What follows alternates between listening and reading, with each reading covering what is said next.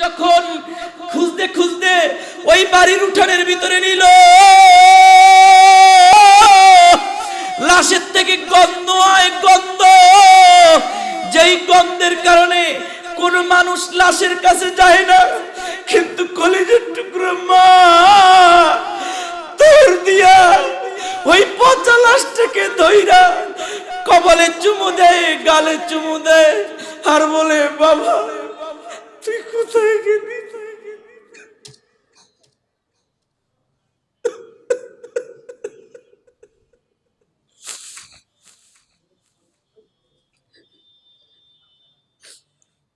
তোর নিকটে আমি তো জামা চাই নাই, আমি কাপড় চাই নাই, আমি কিছুই চাই নাই, আমি চাইছিলাম তুই আমার বুকে আসবি,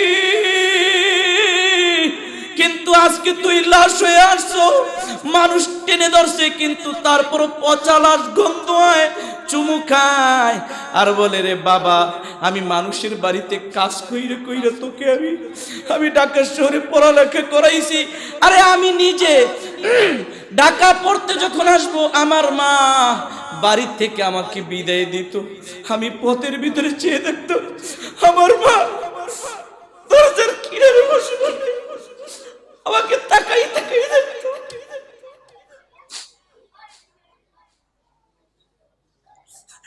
আমার মা,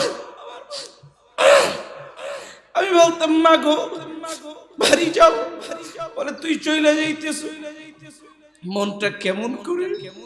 এই 7 দিন 1 সপ্তাহ ছিলি, মাদ্রাসা বন্ধ ছিল, কিন্তু আজকে তুই যাইতেছ, আমার মনটা ভালো লাগে না।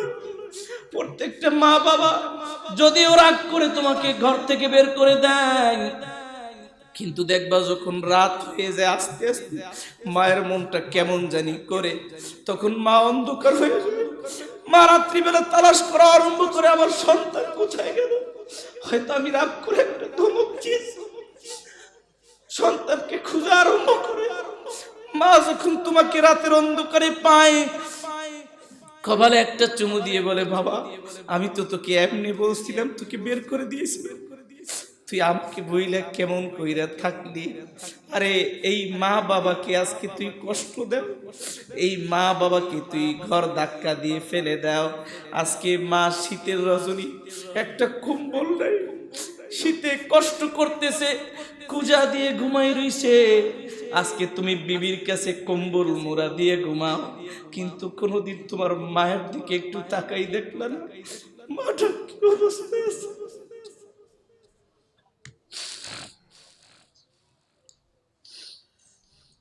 আরে যার মা নাই সে বুঝে মা হারা ব্যথা। ঢাকা মাহফিল, সুস্থ সমাজ গড়ার বিপ্লবী চেতনায়। আল্লাহ ডাক দিয়ে বললেন, হে বান্দা তোমার গুনাহের 99টা ভাগ, এগুলো কি তুমি অস্বীকার করো? তিনি বলতেছেন আল্লাহ আমি এর কোনো কিছুই অস্বীকার করি না। অর্থাৎ 99টা গুনাহের দফতর তার খোলা হয়ে গিয়েছে। তখন তিনি বলতেছেন আল্লাহ এখন তো আমি জাহান্নামে যাব, কারণ 99টা গুনাহের দফতর এক একটা এমন বিশাল বড় লম্বা। এ যুবক, এই গুনাহের দফতরগুলো এমন বড় লম্বা, একদিক থেকে তাকালে আরেক দিক দেখা যায় না, এমন বড় লম্বা গুনাহের। আল্লাহ বলছেন কোনো কিছু অস্বীকার করো? বলে না, অস্বীকার করি না। তা আল্লাহ পাক বলতেছেন এখন তো তোমার জাহান্নামে যাওয়া লাগবে। তাই তিনি জাহান্নামের দিকে একটা দৌড় দিল। আল্লাহ পাক বলতেছেন দাঁড়াও। আল্লাহ এরকম এক টুকরা সামান্য কাগজ বের করে আল্লাহ পাক বলতেছেন দাঁড়াও, তোমার একটা নেকির কাগজ পাওয়া গিয়েছে। বান্দা বলতেছে আল্লাহ 99টা গুনাহের দফতর, যেই গুনাহের দফতর এমন বড় লম্বা, আর জান্নাতে যাওয়ার আশা নাই, কিন্তু এই সামান্য একটা কাগজের টুকরা দিয়ে কি হবে?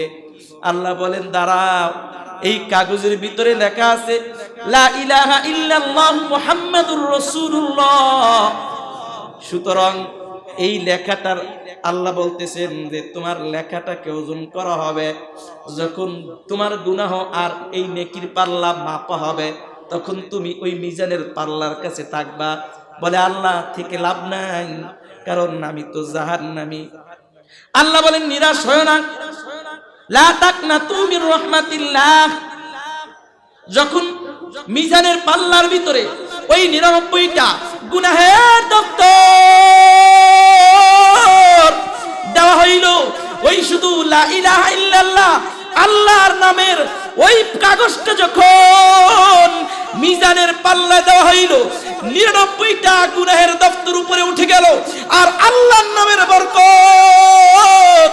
এমন ভারী হয়ে ওই ব্যক্তিকে জান্নাতে নিয়ে গেল। আল্লাহু আকবার। হে মুসলমান, এর জন্য নিরাশ হবেন না। এটা তাফসীরের মাহফিল, তাফসীর। এখানে এক একটা হরফ পড়া হবে। আমি আজকে এখানে কোরআনের শুরুর বিসমিল্লাহ থেকে তাফসীর করা আরম্ভ করব। এরপরে সূরা ফাতিহা, এই একটা হরফ যদি কবুল হয়ে যায়, হতে পারে আপনি কাল কিয়ামতের ময়দানে আল্লাহর কাছে নাজাত পেয়ে যাবেন। এই যে বিসমিল্লাহ আমি সর্বপ্রথম আপনাদেরকে তেলাওয়াত করাইলাম, আল্লাহর নবী বললেন, হে আবু হুরায়রা, তুমি বিসমিল্লাহ যখন ওযু করো বিসমিল্লাহ পড়ো। বিসমিল্লাহ তেলাওয়াত যদি ওযু শুরুতে করেন কি হবে? আল্লাহর নবী আবু হুরায়রাকে জানাই দিলেন, আবু হুরায়রা, তুমি যদি ওযু শুরুতে বিসমিল্লাহ তেলাওয়াত করো, তাহলে ওযু শেষ হওয়ার আগ পর্যন্ত ফেরেশতারা খালি তোমার আমলনামায় সওয়াব লিখতেই থাকবে। আল্লাহর নবী আরো বলতেছেন, হে মুসলমান, তোমরা বিসমিল্লাহ যখন যানবাহনে ওঠো তখন শুরুতে বিসমিল্লাহ এবং আলহামদুলিল্লাহ তেলাওয়াত করো, তাহলে তোমার প্রত্যেকটা কদমে কদমে আল্লাহ পাক সওয়াব লিখে রাখবেন। সুবহানাল্লাহ। কি এজন্য বিসমিল্লাহ বেশি বেশি তেলাওয়াত করতে রাজি আছি তো? কথা বলেন না কেন? আব্দুল্লাহ ইবনে মাসউদ রাদিয়াল্লাহু তাআলা আনহু বলেন, কেউ যদি বিসমিল্লাহ একবার তেলাওয়াত করে, কয়বার? বিসমিল্লাহর ভিতরে 19টা হরফ। কয়টা হরফ? কথা বলেন। আজকে কিছু আমল করে নেন, কিছু আপনি নিয়ে যান পঞ্জিরে যুবক। আল্লাহর নবীর সাহাবী আব্দুল্লাহ ইবনে মাসউদ বলেন, কেউ যদি বিসমিল্লাহ একবার তেলাওয়াত করে, বিসমিল্লাহর ভিতরে 19টা হরফ, একবার তেলাওয়াত করার ফলে জাহান্নামে 19 জন ফেরেশতা নিযুক্ত। তাহলে 19 জন ফেরেশতা থেকে আল্লাহ হেফাজত করে তোমাকে। আল্লাহ পাক একটা হরফ জাহান্নামে এক একজন ফেরেশতার জন্য ঢাল হয়ে আল্লাহ পাক তোমাকে জান্নাত দান করবেন। সুবহানাল্লাহ। এজন্য পড়ি না বিসমিল্লাহির রহমানির রহিম। কি খারাপ নাকি? কথা কয় না কে? খারাপ লাগতেছে? এই তাফসীর চলতেছে, তাফসীর ডাইরেক্ট কোরআনের তাফসীর, কোনো বানোয়াটি কথা নয়। বিসমিল্লাহ, আল্লাহর নবী বললেন, কেউ যদি শুধু বিসমিল্লাহির রহমানির রহিম একবার তেলাওয়াত করে, এক একটা হরফের বিনিময়ে আল্লাহ তোমার আমলনামায় 4000 নেকি লিখে রাখবেন। সুবহানাল্লাহ। এক একটা হরফের বিনিময়ে 4000 গুনাহ আল্লাহ মাফ করে দিবেন। সুবহানাল্লাহ। আল্লাহ পাক এক একটা হরফের বিনিময়ে 4000 দরজা বুলন্দ করে দিবেন। আল্লাহু আকবার। আমরা যে খাবারগুলো খাই, আমার রব প্রত্যেকটা খাবার কিন্তু হিসাব নিবেন। কোথা থেকে আয় করলা, কোথা থেকে ব্যয় করলা। কিন্তু আমার নবী বলেন, কেউ যদি বিসমিল্লাহির রহমানির রহিম বলে খাবার খায়, এই সকলে বসো, খামোশ হয়ে যাও। কোরআনের তাফসীরে কোনো কথা চলবে না, ঠিক কিনা? কথা বলেন। এই শুনতে রাজি আছি? কেউ যদি বিসমিল্লাহ তেলাওয়াত করে খাবার খায়, কেউ যদি বিসমিল্লাহ তেলাওয়াত করে আঙ্গুর ফল খায়, কেউ যদি বিসমিল্লাহ তেলাওয়াত করে জামা কাপড় পরিধান করে, কেউ যদি বিসমিল্লাহ করে ভাত খায়, কেউ যদি বিসমিল্লাহ তেলাওয়াত করে কলা খায়, কেউ যদি বিসমিল্লাহ বলে মুরগির রান খায়, এরপরে খাওয়ার পরে কেউ যদি শুকরিয়া করে আলহামদুলিল্লাহ তেলাওয়াত করে, আমার নবী বললেন কিয়ামতের ময়দানে আমার রব তোমার কোনো কিছুর হিসাবে নিবে না, বিনা হিসেবে তোমাকে জান্নাত দান করবেন। আল্লাহু আকবার। এজন্য জান্নাতে যেতে চাই কি চাই না? কথা বলেন। সবাই চাই। আচ্ছা মানুষ বলো দেখি রাত্র কেন কালো, সূর্য বলো কোথা হতে পাইলো এত আলো, আরে ফুলগুলো নানান রকম কেমন করে হয়, পাতাগুলো সবুজ বটে ফুলের মতো নয়, দুধ কেন এত সাদা, মরিচ কেন জাল, আমগুলো পাকলে বলো কেমনে হয় তা লাল, আবার পশু পাখি কয় না কথা, মানুষ কেন কয়, বলো বলো ও হে মানব এসব কেমন করে হয়? কার দান? কথা বলেন। আর জোরে আওয়াজ করে বলি, কার দান? এজন্য এক আরেকবার তেলাওয়াত করি, বিসমিল্লাহির রহমানির রহিম। বিসমিল্লাহর ফজিলত যদি সারা রাত্র বলা হয়, বিসমিল্লাহর ফজিলত বলে শেষ করা যাবে না। বিসমিল্লাহর এমন বড় ফজিলত, কারো যদি কিছু পুঞ্জি না থাকে, আল্লাহ পাক রব্বুল আলামিন এর নামটা বিসমিল্লাহ, আল্লাহ নাম জপার কারণে আল্লাহ কিয়ামতের ময়দানে কুদরতি হাত জাহান্নামের ভিতরে ঢুকিয়ে দিবেন। জাহান্নাম থেকে যারা একবার আল্লাহর নাম বলেছে, নামাজ পড়ে নাই, রোজা রাখে নাই, আল্লাহ পাক বলেন আমি আল্লাহ আমার নাম নেওয়ার কারণে আমি আল্লাহ তাদেরকে জান্নাত দান করব। আল্লাহু আকবার বলি। একজন মহিলা সর্বদা খালি বিসমিল্লাহ তেলাওয়াত করত। আল্লাহর নবী বললেন বিসমিল্লাহ তেলাওয়াত করো, বরকত হবে খানার ভিতরে। ঘড়ি পরিধান করবেন বিসমিল্লাহ বলে, পাঞ্জাবি পরিধান করবেন বিসমিল্লাহ পরে, টুপি পরিধান করবেন বিসমিল্লাহ পরে, খাবার দিবেন বিসমিল্লাহ পরে। ওই মহিলা প্রত্যেকটা কাজের শুরুতে বিসমিল্লাহ তেলাওয়াত করা আরম্ভ করলো। বিসমিল্লাহ, খালি বিসমিল্লাহ, বিসমিল্লাহ তেলাওয়াত করতেছে, বিসমিল্লাহ তেলাওয়াত করতেছে। স্বামী তার এই কাজটা ভালো লাগে নাই, তিনি বলতেছেন আমার বিবি প্রত্যেক কাজের শুরুতে বিসমিল্লাহ তেলাওয়াত করে, সুতরাং বিসমিল্লাহ বন্ধ করা লাগবে। এই তার জবান থেকে বিসমিল্লাহ যাতে বের না হয়, কোনোভাবে বন্ধ করতে পারে নাই। এবার চিন্তা করলো আমার বিবিকে এমন একটা শরম দিব যাতে করে আর কোনোদিন বিসমিল্লাহ তেলাওয়াত না করে। এজন্য বিবির কাছে একটা টাকার পোল্ডা এনে দিল, বললো এইটা তুমি রেখে দাও। স্বামীর সামনে বাদ দেয় বিসমিল্লাহ, কাপড় দেয় বিসমিল্লাহ। স্বামী কয় টাকা নাও, তাও বিসমিল্লাহ। টাকা আলমারির ভিতরে রেখে দিল বিসমিল্লাহ তেলাওয়াত করে। স্ত্রী যখন কাজে চলে যায়, এমন টাইমে তিনি চিন্তা করলো স্ত্রীকে এবার শরম দিব, তাই তিনি ওই টাকার পোল্ডাটা আলমারি থেকে চুপে চাপে নিল। নেওয়ার পরে তিনি অনেক দূরে নদীর ভিতরে নিক্ষেপ করে ফেলিয়ে দিল। যা আবার যখন বিসমিল্লাহ বলে হাত ঢুকাবে, তখন তো আর ওইটি পাইব না, শরম পেয়ে যাবে, আর কোনোদিন বিসমিল্লাহ বলবো না। ও মুসলমান, আমার রব আমাদের মালিক, ঠিক নেবে ঠিক? এ আল্লাহর নামের বরকত আছে না নাই? ওই বান্দি যখন খাবার দাবার দিল, তা খাবার দাবার শেষ করে এবার ওই পোলটা তো তিনি দূরে নিক্ষেপ করে দিল। একদিন নয়, দুই দিন নয়, কিছুদিন যাওয়ার পরে স্ত্রীকে বলতেছে তোমাকে যে আমি একটা পোলটা দিছিলাম, বিসমিল্লাহ বলে রাখছিলাম, ওইটা বের করে দাও। তিনি গিয়ে বিসমিল্লাহ তেলাওয়াত করে আবার আলমারিতে হাতটা ঢুকিয়ে দিছি। হাতটা ঢুকিয়ে দেওয়ার সঙ্গে সঙ্গে আমার রব বলতেছে ও জিবরিল, আমার বান্দি আমি আল্লাহ, আমার নাম নেয় আমি আল্লাহ, আমাকে ডাকি। খাবারের শুরুতেও বিসমিল্লাহ বলে, সবখানে বিসমিল্লাহ তেলাওয়াত করে। আমার একটা বান্দি, তাকে লজ্জা দেওয়ার জন্য স্বামী তার টাকার পোল্লা নিয়ে নদীতে নিক্ষেপ করছে। যা নদীর মাঝখান থেকে ওই টাকা যেন ভিজে না, আমার নামের বরকতে তার হাতের ভিতরে পৌঁছে দিল। সঙ্গে সঙ্গে হাতের ভিতরে পৌঁছে দিল। বিসমিল্লাহ বলে যখন বের করে স্বামীর সামনে দেখ, স্বামী অবাক, ব্যাপার কি? টাকা তো ফেলাই দিলাম। খুলে দেখে যেরকম টাকা ওই রকম একটা টাকাও ভিজে নাই, আল্লাহর নামের বরকতে সব ঠিক আছে।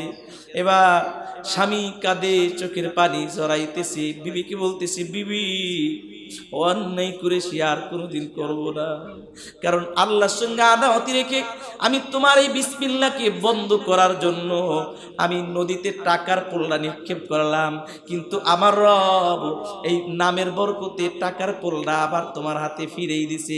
আজকের থেকে আমিও প্রত্যেক কাজের শুরুতে পড়ব বিসমিল্লাহির রহমানির রহিম। এই জন্য বেশি বেশি বিসমিল্লাহ পড়বেন তো, কথা বলেন না কেন? বিসমিল্লাহর এত ফজিলত, এত ফজিলত। এক ব্যক্তি নতুন বিবাহ করছে, স্ত্রীর গর্ভে সন্তান।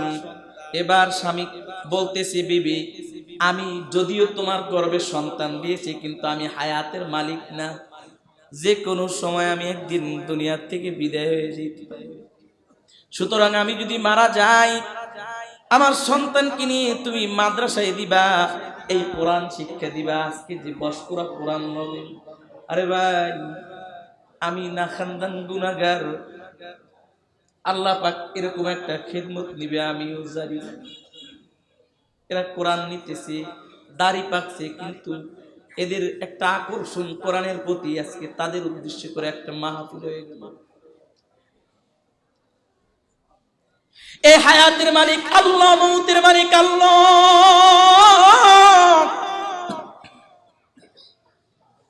আপনার কখন মৃত্যু হয় আপনি নিজেও জানেন না।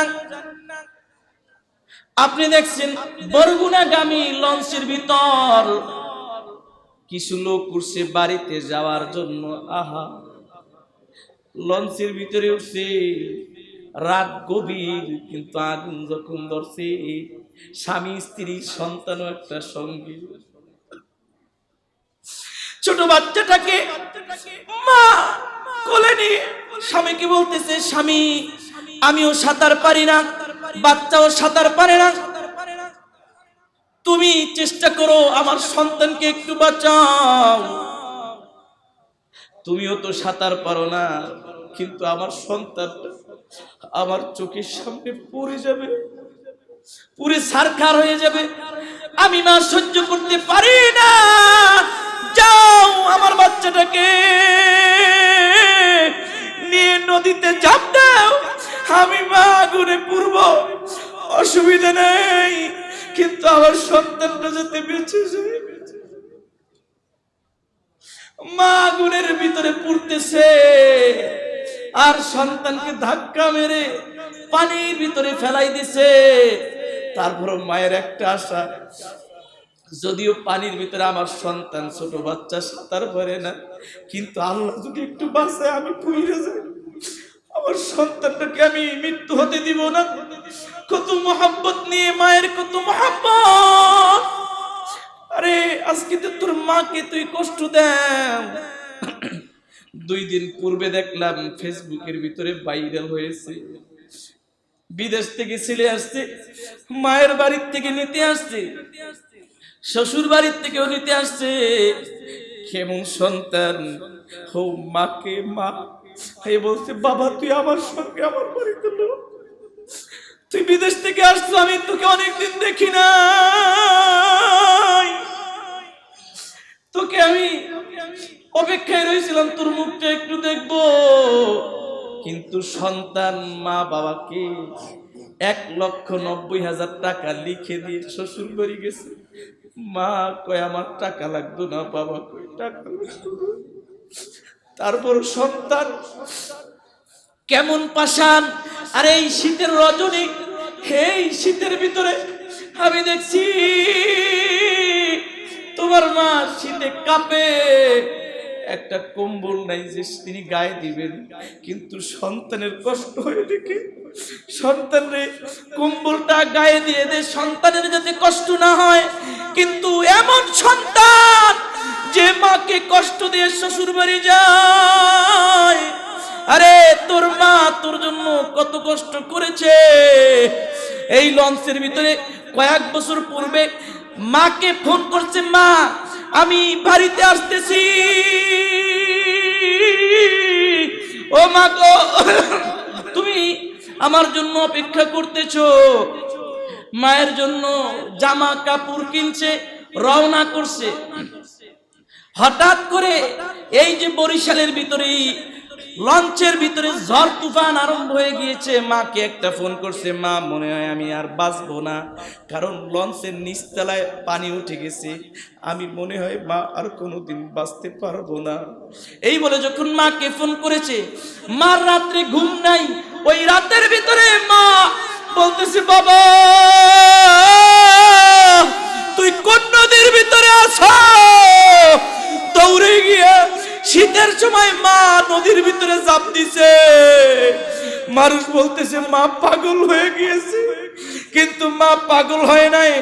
মা তো সন্তানের মুখটা দেখবো, সন্তানের মায়ায় মায়ের কলিজা সরকার হয়ে যায়। তারপর মা শীতের রজনী, মা ঝাঁপ দিছে, ওদিক থেকে লঞ্চটা ডুবে গেছে। 2-3 দিন পরে লাশের কোনো খবর নাই। হঠাৎ করে লাশটাকে পাওয়া হলো, কিন্তু লাশের সব কিছু পয়সা গইলা গেল, কিন্তু তার প্যান্ট শার্টের ভিতরে একটা কাগজ।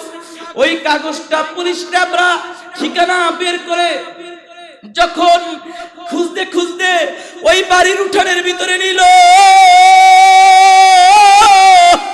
লাশের থেকে গন্ধ হয়, গন্ধ, যেই গন্ধের কারণে কোন মানুষ লাশের কাছে যায় না।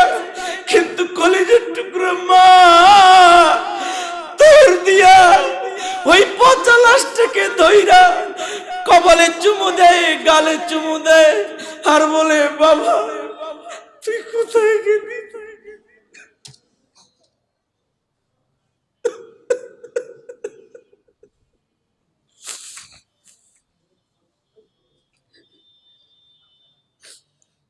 তোর নিকটে আমি তো জামা চাই নাই, আমি কাপড় চাই নাই, আমি কিছুই চাই নাই। আমি চাইছিলাম তুই আমার বুকে আসবি, কিন্তু আজকে তুই লাশ হয়ে আসছো।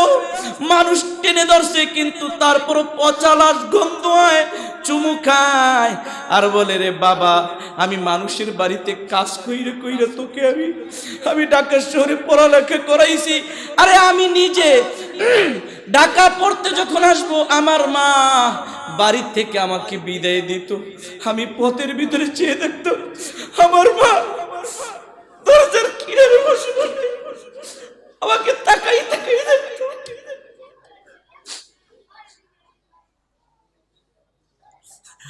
আমার মা, আমি বলতাম মা গো বাড়ি যাও, বলে তুই চলে যাইতেছ। মনটা কেমন করে, এই 7 দিন 1 সপ্তাহ ছিলি মাদ্রাসা বন্ধ ছিল, কিন্তু আজকে তুই যাইতেছ, আমার মনটা ভালো লাগে না। প্রত্যেকটা মা বাবা যদিও রাগ করে তোমাকে ঘর থেকে বের করে দেয়, কিন্তু দেখবা যখন রাত হয়ে যায় আস্তে আস্তে মায়ের মনটা কেমন জানি করে, তখন মা অন্ধকার হয়ে যাবে। মা রাত্রিবেলা তালাশ করা আরম্ভ করে, আমার সন্তান কোথায় গেল। হয়তো আমি রাগ করে একটা ধমক দিয়েছি, সন্তানকে খুঁজে আরম্ভ করে। মা যখন তোমাকে রাতের অন্ধকারে পায়, কপালে একটা চুমু দিয়ে বলে বাবা আমি তো তোকে এমনি বলছিলাম, তোকে বের করে দিয়েছিলাম, তুই আমাকে বইলে কেমন কইরা থাকলি। আরে এই মা বাবাকে আজকে তুই কষ্ট দাও, এই মা বাবাকে তুই ঘর ধাক্কা দিয়ে ফেলে দাও। আজকে মা শীতের রজনী, একটা কম্বল নাই, শীতে কষ্ট করতেছে, কুজা দিয়ে ঘুমাই রইছে। আজকে তুমি বিবির কাছে কম্বল মোড়া দিয়ে ঘুমাও, কিন্তু কোনোদিন তোমার মায়ের দিকে একটু তাকাই দেখলা না, মাটা কি অবস্থায় আছে।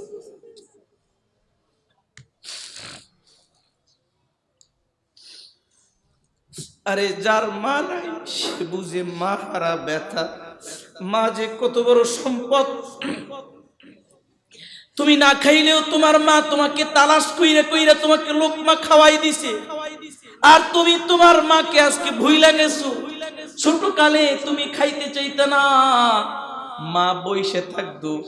আমার বাড়িতে আমার বোনরা আসে, আমার বোনরা, কিন্তু আমার ভাগ্নারা, আমার বোনের যে মেয়েগুলান ছেলেগুলান দেখতাম ভালো ভালো খাবারগুলা পিঠা বানাইতেরা খাইতো না, কিন্তু তিনি মাইরে মাইরে খাওয়াইতো। তা আমি বলতাম ওরা খাবো না, জোর কইরে খাওয়ান কেন? বলে তুই তোর মা হইছো না, কারণ আমি বুঝি আমার সন্তান খাইলে উপকৃত হবে, এই জন্য আমি আদর কইরে খাওয়াই। এ যুবক, এই মা তোর জন্য কত কষ্ট করলো। আল্লাহর নবী বললেন হুমা জান্নাতুকা ওয়া নারুকা, পিতামাতা হলো জান্নাত, পিতামাতা হলো জাহান্নাম। তুমি পিতামাতার খিদমত করবা, জান্নাত কামাই করবা। আজকে মা বাবাকে কষ্ট দেয়, মায়ের খোঁজ খবর রাখে না, মাকে একটু মা বলে একবার ডাক দেয় না। আরে তুমি তো এতিম, আরে যার মা নাই সে পুরে মা হারা ব্যথা। তোমার মা নাই তার কি হইছে? তোমার মা নাই, নবীরও তো মা ছিল না, নবীও তো এতিম ছিল। নবী বলতেছেন আমারও মা নাই, কিন্তু আমি মা হারা ব্যথা বুঝি। এই জন্য নবী এতিমদের হক বয়ান করলেন। মাথায় হাত বুলালে মাথার ভিতরে যত পশম আসবে, এতিমের মাথায় যত পশম আসবে, আমি আল্লাহ ওই পরিমাণ সওয়াব আল্লাহ তাকে দান করবে। আল্লাহ নবী বললেন আমিও ছোটকালে মা হারাইছি, তোরাও যদি মা হারাও খবরদার মাকে কষ্ট দিবি না, মাকে কষ্ট দিবি না। আল্লাহ নবী মাত্র 6 বছর বয়স, ছোট থাকা অবস্থায় তিনি তার মাকে বলতেছেন মা গো, আমি তো মাঠের কিনারে যাই কিন্তু কোনোদিন বাবার আদর পাই নাই। আরে তোর বাবা আছে, তোর মা আছে, কত আদর করে তুই তো বুঝো না। কিন্তু যার মা নাই, যার বাবা নাই, সে বুঝে মা হারা ব্যথা, বাবা হারা ব্যথা। আর যার মা আছে সে বুঝে মা হারা ব্যথা, আর যার মা নাই সে বুঝে মা হারা ব্যথা। আল্লাহর নবী খেলার মাঠে খেলা করে, কিন্তু খেলা করতে করতে হঠাৎ একদিন অন্ধকার রাত্রি হয়ে গেল, কিন্তু নবীকে আর তালাশ করে তার মা পায় না। ব্যাপার কি, সন্তান কোথায় গেল? মা আমেনা খোঁজার জন্য বাহিরে নেমে মানুষদেরকে জিজ্ঞাসা করতেছে, আমার সন্তানকে দেখছনি? বলে আমি তো তোমার সন্তানকে দেখি নাই, তবে একটা বাচ্চা ওদিক থেকে কাঁদতে কাঁদতে যাইতেছে। আল্লাহর নবীর মা দৌড়ে গিয়ে দেখে আল্লাহর নবী মাথাটা নিচের দিকে তাকাইয়া চোখের পানি জড়ায় আর কাঁদা আরম্ভ করছে। ডাক দিয়ে বুকে লইয়া বলতেছে, বাবা তুমি কেন কাঁদো? বলে মা, এই যে খেলার মাঠে আমি তো খেলি না, কিন্তু দেখি মানুষের বাবারা আইসা আইসা তার সন্তানকে কোলে নিয়ে আদর কইরা চইলা যায়, কিন্তু কোনোদিন আমার তো বাবা আইসা আমাকে আদর করে নেয়। আমার কি বাবা নাই? আমার কি বাবা নাই? বলে তোর বাবা তুই জন্মের পূর্বে আল্লাহ পাক দুনিয়া থেকে নিয়ে গেছে। মাগো কোথা থেকে নিয়ে গেছে? আমাকে আমার বাবার কবরের নিকটে একটু নিয়ে যাবা। আল্লাহর নবীর মা আমেনা দাদার কাছে বলতেছেন যে এই যে আপনার ছেলে আব্দুল্লাহর ছেলে এই মুহাম্মদ, তিনি তার বাবার কবরটা দেখবে, অনুমতি দেন। এখন আব্দুল মুত্তালিব তিনি বললেন যাও, অনুমতি দিলাম। আর একজন খাদেম দিলেন, যাও তোমরা চলে যাও, গিয়ে তার বাবার কবরটাকে দেখাই নিয়ে আসো। আল্লাহর নবী বাবার কবর দেখতে গেল। দেখতে যাওয়ার পরে আল্লাহর নবীকে তার মা বলতেছে, এই যে তোমার বাবার কবর। যখন বাবার কবরটা আসলো, আল্লাহর নবী নাইমা লাভ দিয়ে নবী কবরটার মাটিগুলো ধইরা কাদা আরম্ভ করলে, বাবা তুমি একটু ওঠো, আমাকে একটু আদর করো, আমাকে একটু সোহাগ করো। কিন্তু আল্লাহর নবীর বাবা তো আর কথা বলবে না। আল্লাহর নবী ওখান থেকে চলে আসলো। আসার পরে কিছু দূর যাওয়ার পরে ওখান থেকে তার মাও চির বিদায় নিয়ে গেল। আরে ওই ছোট থাকা অবস্থায় নবী তার মাকে হারাইছে। এজন্য নবী বলছেন আমি নবী, আমি বুঝি মা হারা ব্যথা, বাবা হারা ব্যথা। সুতরাং আমি নবী বইলে দিলাম, যদি তুই তোর জান্নাত পাইতে চাও তাহলে তুই তোর মাকে সম্মান করবি। খবরদার কোনোদিন মাকেও কষ্ট দিবি না, বাবাকেও কষ্ট দিবি না, কারণ মা বাবাকে কষ্ট দিলে আমার আল্লাহ কিন্তু সহ্য করে না। আরে মা বাবা কিন্তু কষ্ট দিলে আল্লাহর আরশ পর্যন্ত কাঁপতে থাকে। আজকে দেখা যায় তুমি আরামের বিছানায় ঘুমাও, কিন্তু মা ঘুমাইতে পারে না। মার জন্য একটা কম্বল নাই, মার জন্য একটা খাতা নাই, মার জন্য একটা বালিশ নাই। মা যখন বলে বাবা অনেক মানুষ অনেক কিছু খায়, মাছ খায়, তুইও তো খাওয়া, আমারও তো একটু খাইতে মনে চায়, তখন তুমি তোমার মাকে একটা ধমক দাও। ও যুবক, ধমক দিস না। তোর যদি টাকা থাকে তুই 10 টাকা 5 টাকা দিয়ে মায়ের জন্য একটা চকলেট কিনে নে। আমার নবী বললেন যেই ব্যক্তি তার মা বাবার খেদমত করবে, আমি নবীর সঙ্গে তার জান্নাত হবে। আল্লাহু আকবার বলি। মা বাবারে কষ্ট দিবেন না, রাজি আছি না নাই? কথা বলেন, রাজি আছি? আল্লাহু আকবার বলি। এবার ওই যে মা তার সন্তান কোরআন শিক্ষা দেওয়ার জন্য মক্তবের ভিতরে নিয়ে গেল। বাচ্চা জন্মগ্রহণ করলো বাবার ওসিয়ত অনুযায়ী। যখন কোরআন শিক্ষার জন্য ওই বাচ্চা মক্তবের ভিতরে গিয়ে বিসমিল্লাহ বিসমিল্লাহর বাটা শুধু তেলাওয়াত করলো, এই বা তেলাওয়াত করার সঙ্গে সঙ্গে আমার রব বলতেছেন, ও জিবরিল যা, ওই ব্যক্তির কবরে আযাব হয় কিন্তু তার সন্তান আমি আল্লাহ আমার নামটা ধরতেছি, সুতরাং আমার নামের বরকতে তার কবরের আযাবকে মাফ করে দিয়েছে। এজন্য বেশি বেশি তেলাওয়াত করবেন, কারণ আল্লাহর নবী বলেছেন বিসমিল্লাহর ভিতরে এমন বরকত, তাম পৃথিবীর ভিতরে যত কিতাব আছে, তাওরাত, জাবুর, ইনজিলের, কোরআন, এই সব কিতাবের ভিতরে যা রয়েছে কোরআনের ভিতরে তা রয়েছে, আর কোরআনের ভিতরে যা রয়েছে সূরা ফাতিহার ভিতরে তা রয়েছে, সূরা ফাতিহার ভিতরে যা রয়েছে তা আমার নবী বলছেন বিসমিল্লাহর ভিতরে রয়েছে। বিসমিল্লাহর ভিতরে যা রয়েছে বিসমিল্লাহর বার ভিতরে রয়েছে।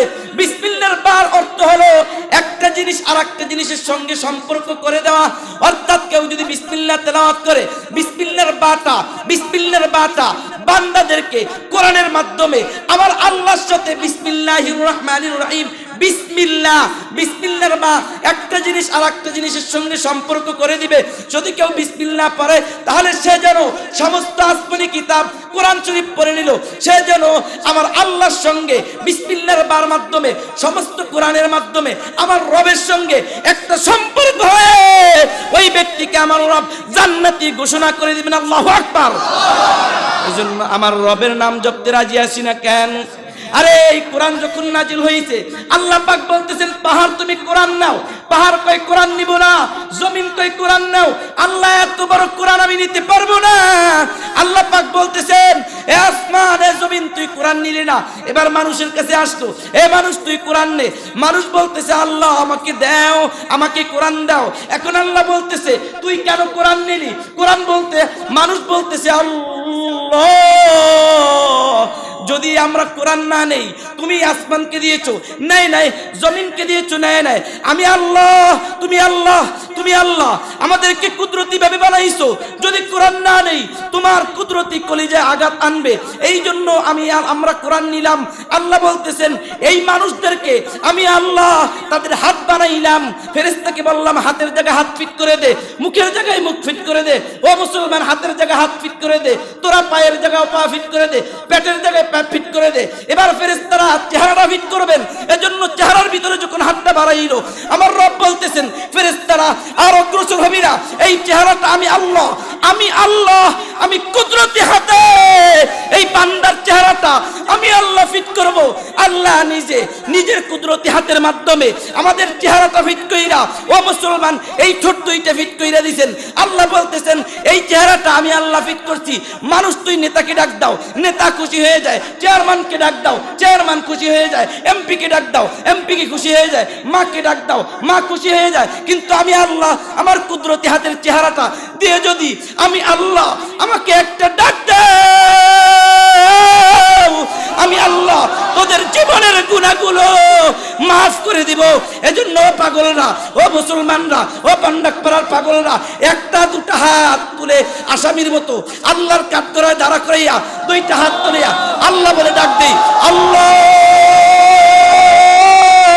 একটা ডাক দেই না, ডাক দেই না, আল্লাহু আকবার। আর জোরে বলি আল্লাহু আকবার। এ আমার রবকে একটা ডাক দিয়ে আল্লাহ ও মালিক। এই বন্ডাকপাড়া আজকে 7 জানুয়ারি 2022 সালে এই যে তোমার পাগলেরা আল্লাহ খাওয়ার জন্য আসে নাই, আল্লাহ চেহারা দেখার জন্য আসে নাই, আল্লাহ তোমার কোরআনের মহব্বতে আসছে। ও মালিক তুমি এদের সকলকে মাফ করে দাও। আল্লাহু আকবার বলি, আর জোরে বলি আল্লাহু আকবার। একটা হাত নামাবেন না। এবার আমার রব দেখতেছেন, ও মালিক তুমি একটু চেয়ে দেখো না, এরা কোরআনের তাফসিরে আসছে, আল্লাহ আল্লাহ তুমি এদেরকে মাফ করে দাও। ও মালিক আদর করিয়া মানুষ আল্লাহ বানাইয়া কেমনে দিবা জাহান্নামে ফেলাইয়া। ও মালিক তুমি একটু চেয়ে দেখো না, এই পাগলেরা শুধু তোমার জন্য এই বন্ডাকপাড়া চৌধুরী মসজিদে আল্লাহ কোরআনের মহব্বত উপস্থিত হয়েছে। আল্লাহ তুমি এদেরকে মাফ করে দাও। দুটো হাত নামান, আর জোরে বলে আল্লাহু আকবার। এই কোরআনের মাহফিল, তাফসীরের মাহফিল, আলহামদুলিল্লাহি রাব্বিল আলামিন। আলহামদুলিল্লাহ, সমস্ত প্রশংসা আল্লাহর জন্য। কার জন্য? তাফসীর শুরু হয়ে গেছে। আলহামদু আলিফ লাম হলো সব শামিল করবে। প্রশংসা বলতেছেন অমুক মানুষের প্রশংসা করে, অমুক মানুষকে চমৎকার, এ মানুষটা বানাইছে কে? বিল্ডিংটা অনেক ভালো দেখায়, তো বিল্ডিং বানাইছে কে? বিল্ডিংটা ভালো দেখায়, বিল্ডিং এর প্রশংসা না, বিল্ডিং যে বানাইছে তার প্রশংসা। কথা বলেন। আলহামদু সমস্ত প্রশংসা কার জন্য? আল্লাহকে আমার জন্য কেন প্রশংসা করবি না? আলহামদুলিল্লাহ। একই জমিনের ভিতরে এই একই মাটি, একই পানি, এক জায়গায় দেখবেন শালগম, আর এক জায়গায় কফি। কফির স্বাদ আলাদা, শালগমের স্বাদ আলাদা। এক জায়গায় দেখবেন একই মাটির একই পানি খেয়ে এক জায়গায় নারকেল গাছ, আর এক জায়গায় খেজুর গাছ, এক জায়গায় আম গাছ। দেখবেন খেজুর গাছ কাটলে রস বের হয়, আম গাছ কাটলে কষ বের হয়। দান করছে কে? একই পানির ভিতর মাছগুলো দেখবেন, এই যে মাছ দেখতেছেন, দেখবেন একই পানির ভিতর বোয়াল মাছের স্বাদ আলাদা। কথা কয় না? পুঁটি মাছের স্বাদ আলাদা, রুই মাছের স্বাদ আলাদা, শিং মাছের স্বাদ আলাদা, কই মাছের স্বাদ আলাদা। আল্লাহকে সব কিছুর স্বাদ আমি দিলাম। তাহলে সব প্রশংসা কার জন্য? বলেন না আলহামদুলিল্লাহি রাব্বিল আলামিন। এই খারাপ লাগে? কথা কয় না? তাফসীর চলবে না? শোনো শোনো বন্যকরাবাসী, শোনো দিয়া মন, ভালো লাগলো আপনাদের এই তাফসীর আয়োজন। হায়রে ভালো লাগলো আপনাদের এই মাহফিল আয়োজন। এই মাহফিলের প্রধান অতিথি শাহ তৈয়ব আশরাফ সাহেব ভাই, আর আছেন হাফিজ সাহেব, ও তো তাই। আর আছেন শিবলি খান সাহেব, তো তাই। আমরা সবাই আল্লাহর গোলাম, জান্নাত পেতে চাই। আমরা সবাই আল্লাহর গোলাম, জান্নাত পেতে চাই। কারা কারা জান্নাতে যাইবেন? হাতলারা দেন সবাই, হাতলারা দেন সবাই, হাতলারা দেন সবাই। দিন ইসলামের পথে চলবো, আল্লাহু আকবার বলেন সবাই। দিন ইসলামের পথে চলবো, আল্লাহু আকবার বলেন সবাই। এ মুসলমান, কোন দিকে নজর নাই বন্ধুরে। আমি সূরাতুল ফাতিহার তাফসীর করব, শুনতে রাজি আছি? আল্লাহু আকবার বলে হাত নামাই। এই খারাপ লাগতেছে? কোরআনের তাফসীর বলার সঙ্গে সঙ্গে গুনাহগুলো মাফ। সুবহানাল্লাহ বলুন না। গুনাহ মাফ করছে কে? যখন আমি নামাজে দাঁড়াই, তখন আল্লাহর সঙ্গে বান্দার সঙ্গে একটা সম্পর্ক হয়ে যায়, তখন পার্টিশন থাকে না। যখন বলি আলহামদুলিল্লাহি রাব্বিল আলামিন, আমার রব বলতে থাকেন হামিদানি আব্দি, আমার বান্দা প্রশংসা করছে। আর যখন বলতে থাকি আর রহমানির রহিম, তখন আল্লাহ পাক বলতে থাকেন ইসনাদি আব্দি, আমার বান্দা আমার গুণকীর্তন করেছে। আর যখন আমি বলি মালিক ইয়াউমিদ্দিন, আমার রব বলতে থাকেন মাজ্জাদানি আব্দি, আমার বান্দা আমার প্রশংসা করছে, আমার বান্দা আমার প্রশংসা করছে। আর যখন বলতে থাকি ইয়াকা নাবুদু ওয়া ইয়াকা নাস্তাইন, তখন আমার রব বলতে থাকেন হাদা বাইনি ওয়া বাইনি আব্দি, এটা আমার আর বান্দার মাঝে সম্পর্ক। এজন্য কেউ যদি সূরাতুল ফাতিহা পড়ে, তাহলে আল্লাহর সঙ্গে একটা সম্পর্ক হয়ে যায়, কালেকশন হয়ে যায়। আল্লাহু আকবার বলুন। আলহামদুলিল্লাহি রাব্বিল আলামিন। সমস্ত প্রশংসা কার জন্য? কথা বলেন, কার জন্য? লিল্লাহ, আল্লাহর জন্য। রব্বিল আলামিন, আল্লাহ বললাম তোমার জন্য কেন প্রশংসা? আল্লাহ বলতেছেন রব্বিল আলামিন, আমি জগৎ সমূহের রব, জগৎ সমূহকে লালন পালন করি। এই মানুষের জগৎ, ফেরেশতাদের জগৎ, মাছের জগৎ, কত জগৎ আছে, সব জগতের লালন পালন করে কে? কথা বলেন না। খাওয়ায় কে? মাসিকে খাওয়ায় কে? আল্লাহ বলতেছেন মা আর রহমানির রহিম, আল্লাহ বলতেছেন আমি দয়ালু, দয়াবান। আল্লাহ যদি দয়ালু না হইতো, দয়াবান না হইতো, পাপীদেরকে খাওয়ান দিতে কেউ? কথা কয় না? যে পাপী সেও খায়, যে গুনাহগার সেও খায়, ঠিক নেবে ঠিক? এজন্য সূরাতুল ফাতিহার 22টার বেশি নাম। সূরাতুল ফাতিহা 22টার বেশি নাম কয়টা? একটার নাম হলো সূরাতুল ওয়াফিয়া, সূরাতুল কাফিয়া, সূরাতুল হাম, সূরাতুল শিফা। কারণ এই সূরা যদি কেউ তেলাওয়াত করে কোন জ্বর ব্যক্তিকে ফু দেয়, আল্লাহ পাক তার জ্বরকে ভালো বানাই দেয়। সুবহানাল্লাহ। সূরাতুল ফাতিহা একটা মেডিসিন, সূরাতুল শিফা, সূরাতুল হাম। এই সূরার ভিতরে আল্লাহর প্রশংসা আছে না নাই? কথা বলেন আছে না নাই? আল্লাহর নবী সূরাতুল ফাতিহার ভিতরে আল্লাহর নবী বললেন সূরাতুল ফাতিহা হলো একটা ওষুধ, সূরাতুল শিফা। কারণ কি? আল্লাহর নবীর সাহাবীরা দ্বীনের দাওয়াতের জন্য একটা এলাকায় গেল, দ্বীনের দাওয়াত দিল। কিন্তু দাওয়াত দিতে দিতে আল্লাহর নবী যখন দাওয়াত দেওয়া আরম্ভ করলো, কিন্তু কেউ দিন গ্রহণ করলো না। আল্লাহর নবীর সাহাবীরা কেউ দিন গ্রহণ করলো না সাহাবীদের দাওয়াতের কারণে। কিন্তু হঠাৎ করে ওই যুগের বাদশা ওই এলাকার ভিতর থেকে ওই সাহাবা একরামকে বের করে দিল। কিন্তু সাহাবা একরামরা এলাকা থেকে বের হয়ে একটা জঙ্গলের ভিতরে আশ্রয় নিল। জঙ্গলের ভিতরে যখন আশ্রয় নেওয়া আরম্ভ করলো, হঠাৎ করে ওই জামানার বাদশাকে একটা সাপে কাটছে, সাপে কামড় দিছে। সাপে কামড় দেওয়ার সঙ্গে সঙ্গে তিনি তো চিৎকার করা আরম্ভ করলেন। হঠাৎ করে সকলে বলল, দেখলাম কিছু মোল্লা মৌলবী তারা এই বাগানের ভিতরে অবস্থান করতেছে, চলো তাদের কাছে গিয়ে জিজ্ঞেস করি তারা কি ঝাড় ফুঁক দিয়ে কি এই বিষগুলো নামাতে পারে নাকি। এমন টাইমে ঝাড় ফুঁকের উদ্দেশ্যে রওনা করলো। কোনখানে? জঙ্গলে। সাহাবা একরামের কাছে গিয়ে জিজ্ঞেস করলো, তোমরা কেউ কি আসো বাদশার সাপের বিষগুলো নামাই দিবে? হঠাৎ করে একজন সাহাবী বলল, আমি আছি, আমি পারবো। খেয়াল করবেন, আমি আছি, আমি পারবো। বললে কেমন করে পারবা? আল্লাহর নবীর সাহাবী তিনি ফু দেওয়ার সঙ্গে সঙ্গে সাপের বিষটা মাটি হয়ে গেল, পানি হয়ে গেল। বলে আমি যদি তোমাকে ভালো করে দেই তাহলে 100 উট দিতে হবে। কত উট? বলে তাও দিব, কারণ জানের মূল্য বেশি। ঠিক নেবে? ঠিক। ফু দিল, ভালো হয়ে গেল। এবার সাহাবা একরাম জিজ্ঞেস করলো, ব্যাপার কি? তুমি কি পরে ফু দিছো? বলে আমি সূরাতুল ফাতিহা পরে ফু দিয়েছি,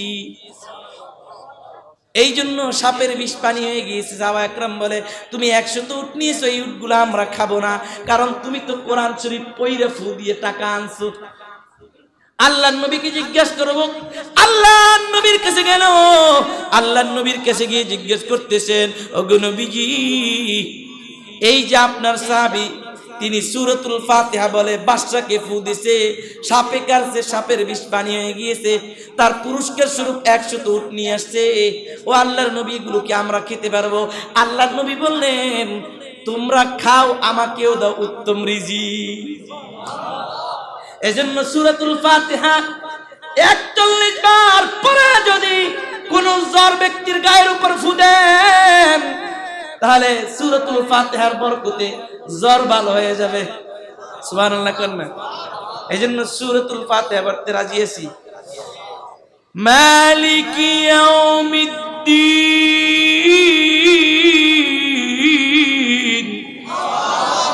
আল্লাহ বলতেছেন আমি বিচার দিনের মালিক। বিচার দিনের মালিক কে? এখন বলতেছেন বিচার দিনের মালিক আল্লাহ। কেন বললেন? ওই বিচার দিন হিসেবে দুনিয়ার দিন যেন দিনই না, কারণ ওই সময় একদিন হবে 50,000 বছরের দিনের সমান দুনিয়ার। এই জন্য আল্লাহ পাক জানাই দিলেন, তোমরা আমি রবকে ভুলবা না, কারণ ওই দিনের তুলনায় এই দুনিয়াতে 50,000 বছর যদি হয়ে যায়, তাহলে ওই দিন হবে একদিন। সুতরাং আমি বিচার দিনের মালিক, আমি রবকে ভয় করো। এবার আল্লাহর কাছে বলতেছি, আল্লাহ ইয়াকা নাবুদু ওয়া ইয়াকা নাস্তাইন।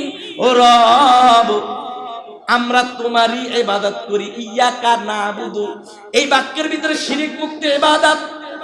ইবাদত হবে কার? না দুনিয়ার কোন মানুষের। ইয়াকা নাবুদু, আল্লাহ তোমারই ইবাদত করি। ওয়া ইয়াকা নাস্তাইন, এবং তোমারই নিকট সাহায্য চাই। কার নিকট? কথা বলেন। এই নামাজের ভিতরে দাঁড়াইলে আমরা কি বলি? ইয়াকা নাবুদু, আল্লাহ আমরা তোমারই ইবাদত করি, কথা কয় না?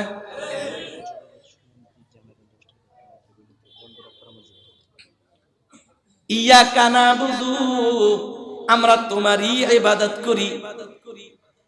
তার এই বাক্যের ভিতরে আল্লাহ পাক দুনিয়ার কোন মাজারের ইবাদত চলবে না? চলবে। সেজদা কাকে দিতে হবে? নাকি দুনিয়ার কাউকে? কথা বলেন না কেন? ওয়া ইয়াকা নাস্তাইন, আল্লাহ সাহায্য চাই তো তোমার নিকটে চাই, কোন মাজারে চাই না, কোন বাবার কাছে চাই না। দেওয়ার মালিক কে? নাকি অন্য কেউ? কথা বলেন না কেন? দুই ভাই আগুনের পূজা করে, আগুনের পূজা। ছোট ভাই বড় ভাইকে বলতেছে, ও ভাই আগুনের পূজা করি, কিন্তু আগুন তো আমাদেরকে সাহায্য করলো না। একদিন এক কাম করি, আগুন ধরাই, যদি আগুন আমাদেরকে জ্বালায় আর আগুনের পূজা করবো না, কারণ আগুন তো কোনোদিন আমাদেরকে টাকা দেয় না। আগুন টাকা দেয়, আগুন পয়সা দেয়, কোনো ভাত দেয়, কিন্তু আমার রব দেয় কি দেয় না?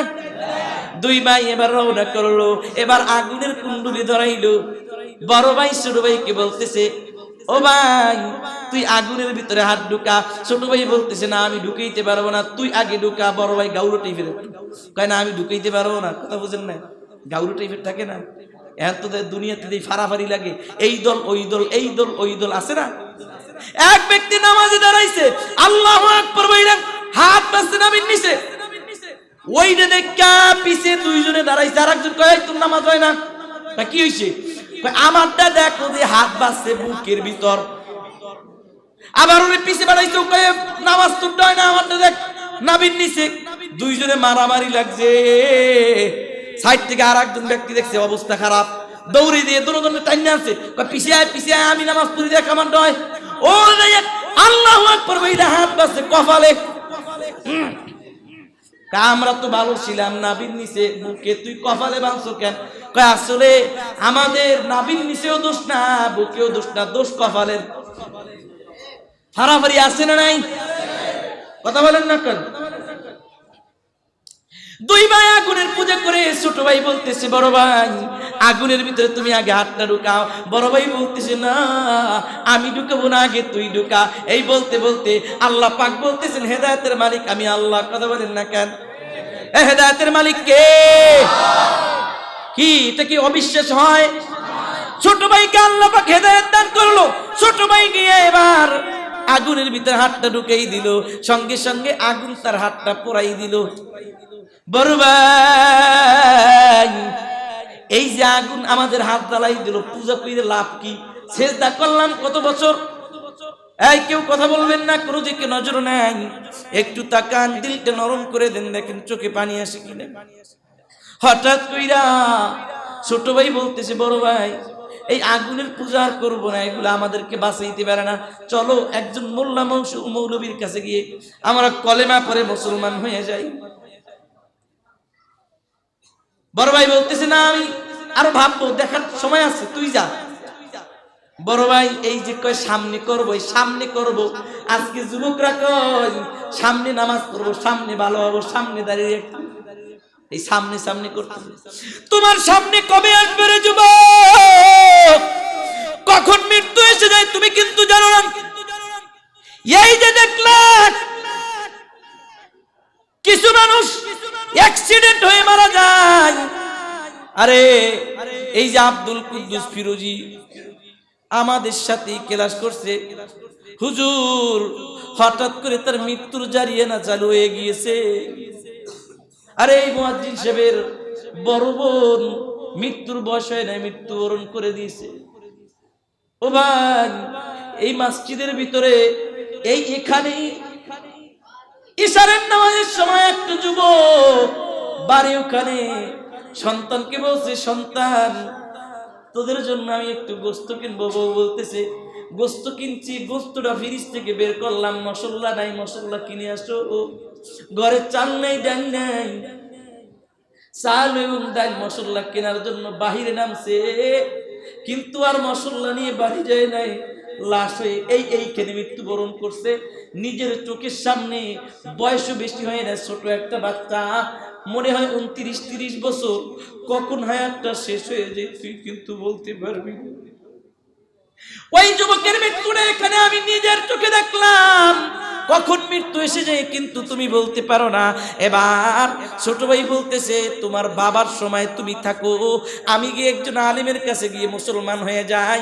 এবার গিয়ে একজন হুজুরের কাছে গিয়ে বলতেছে হুজুর আমাকে কলেমা পড়াইয়ে মুসলমান বানাই দেন। হুজুর বলছে ঠিক আছে কলেমা পড়াই মুসলমান বানাই দিলাম, পরিবার সবাই মুসলমান, সন্তান মুসলমান, তুমি খাবা কি? হুজুর মুসলমান হইছি, এখন তো আমার মালিক আল্লাহ, আলহামদুলিল্লাহি রাব্বিল আলামিন। এই প্রশংসা কার? হুজুর আমি আল্লাহ কি মানছি, খাবার দিব আল্লাহ, আপনি খাবার দেওয়ার কে? হুজুরের থেকে বিদায় নিয়ে চলে গেলাম। এলাকার সকলে মিলে তাদেরকে বের করে দিল। সন্তান, দুটি সন্তান আর বিবিকে নিয়ে এবার জঙ্গলের কিনারায় গিয়ে কুড়িঘর বানাইলো। এই দিলটা নরম করে দেয়, কুড়িঘরের ভিতরে এখন আমার আল্লাহকে ডাকে। ঘরের ভিতরে খাবারের কোনো ব্যবস্থা নাই, কিছুই নাই, কি খাবে কি খাবে? বিবি বলে স্বামী একটু কাজ করো, কাজ করলে তো একটু খাবার দিব। এবার স্বামী সকালে বের হয়ে জঙ্গলের ভিতরে চলে গেল। বিবি আর দেখতে পায় না, কেউ দেখতে পায় না। জঙ্গলের গহীনে গিয়ে জায়নামাজটা বিছিয়ে আমার মালিককে একটা ডাক দিয়ে বলে মালিক আমি দুনিয়ার কোনো বাদশার খেদমত করি না, দুনিয়ার কারো কাজ করি না, ও মালিক তোমার কাজ করি, বাড়ির থেকে বের হয়েছে, আজকে খাবার নিব, বিবি সন্তান না খাওয়া বেঈমান হয়ে যাবে, আল্লাহ খাবারের একটা ব্যবস্থা করে দাও। সন্ধ্যা এখন গনিয়ে আসতো, বাড়িতে চলে আসতো, খাবার নাই, খালি হাতে। বিবি ডাক দিয়ে বলতেছে ও স্বামী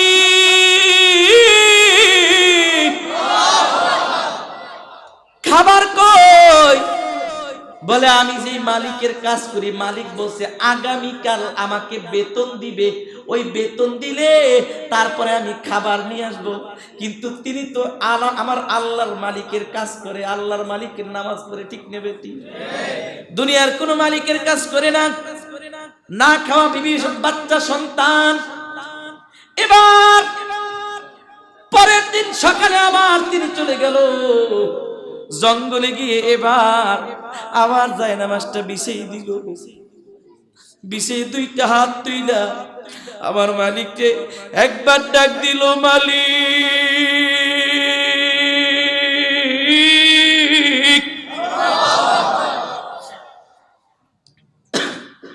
দুনিয়ার কোন মালিকের কাজ করি না, শুধু তোমার খেদমত করি। আমি 2 রাকাত নামাজ পড়ে তোমার কাছে চাইতেছি, ঘরে খাবার নাই। বিবির কাছে বলেছি আমার মালিক যদি আজকে বেতন দেয়, এই বেতন নিয়ে আমি বিবিকে খাবার কিনে দিব। আমি তো দুনিয়ার কোনো মালিকের খেদমত করি না, আল্লাহ তোমার গোলামি করি, একটু খাবার দাও, অন্যথা আমার বিবি বাচ্চা না জানি ওরা বেঈমান হয়ে আবার কাফের হয়ে যায়। বলে চোখের পানি জড়ায়। কিন্তু আবার সন্ধ্যাবেলা তিনি আবার খালি হাতে আসলো। বিবি বলতেছে ব্যাপার কি? স্বামী বলতেছে ও বিবি আমার মালিক বলছে আগামীকাল আমাকে বেতন দিবে।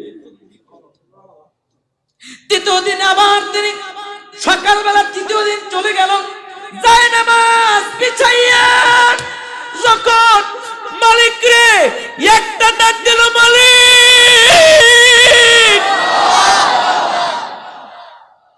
চোখের পানিগুলো সরাইয়া মালিক রে মালিক বইলে একটা ডাক যখন দিল, আমার রব বলতেছে ও জিবরাইল আমার বান্দা আমি মালিক বইলে ডাকতেছি। জঙ্গলের ভিতর যাইতে বাড়িতে কয়েক ঘন্টা লাগবে, কিন্তু আমি মালিক কেমনি ফিরেই দেই? ওরে আর খাবার দিবি কি? আমি আল্লাহ জান্নাতি খাবার দিলাম, এই খাবারটা নিয়ে তার বাড়িতে তার বিবির হাতে পৌঁছে দিবে। বিশাল বড় খাবারের খাদ্য নিয়ে বাড়ির দরজার সামনে টক টক নক করতেছে। সঙ্গে সঙ্গে বিবি দরজা খুলে দেখে খাবারের অভাব নেই, জান্নাতি খাবার নাকে ঘেরানে ভরে গেছে। বিবি বলে, তুমি কে? এই খাবার কোথায় পাইলা? ফেরেশতা মজার কথা বলতেছে, বলে, ও মহিলা, তোমার স্বামী যেই মালিকের খেদমত করে ওই মালিক বেতন দিয়ে পাঠাই দিছে। তোমার মা তোমার স্বামীরে বলবা আগামীকাল যদি তিনি তার ডিউটি কাজ বাড়াই দে, আমার মালিকও তার বেতন বাড়াই দিবে। আল্লাহু আকবার বলি, আর বলি আল্লাহু আকবার। এবার জান্নাতি খাবার বিবিও খায়, সন্তানও খায়, কিন্তু ওদিক থেকে স্বামী তো জঙ্গলে কাঁদছে আল্লাহর কাছে। স্বামী তো জানে না আল্লাহ পাক বেতন হিসেবে তার বিবির কাছে খানা পৌঁছে দিছে। স্বামী এবার ভয়ে ভয়ে জঙ্গলের ভিতর থেকে কিছু মাটি নিয়ে রুমালের ভিতরে ভরছে।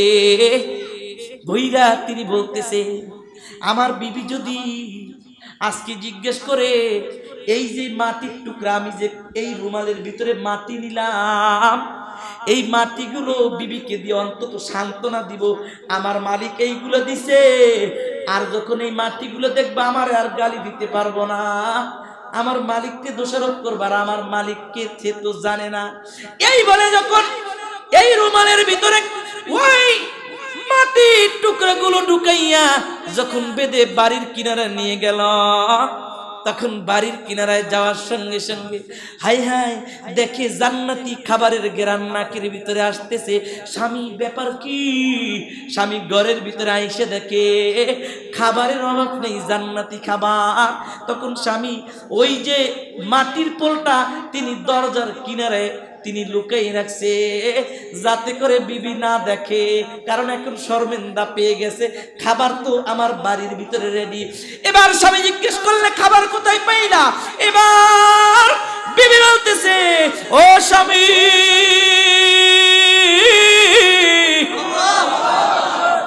তুমি যেই মালিকের খেদমত করো, যেই মালিকরে ডাকো, ওই মালিক বেতন দিয়েছে আর বলছে কাজ বাড়াই দিতে, বেতন আগামীকাল আরো বাড়াই দিবে। স্বামী চোখের পানি ছাড়িয়ে বলে, ওরে বিবি, এই যে তুই বলছো আমি কোন মালিকের খেদমত করি, আমি তো কোন দুনিয়ার কোন বাদশার খেদমত করি না, আমি আমার মাওলাকে ডাকি। এইটা জান্নাতি খাবার খাই। আল্লাহ। এবার বিবি ওই যে মাটির টুকরা ঘরের কিনারায় স্বামী লুকাই রাখছিল, এবার স্বামীকে বলতেছে, ও স্বামী, তোমার হাতের ভিতরে একটা কি জানি দেখলাম, ওইটা কি একটু দেখি।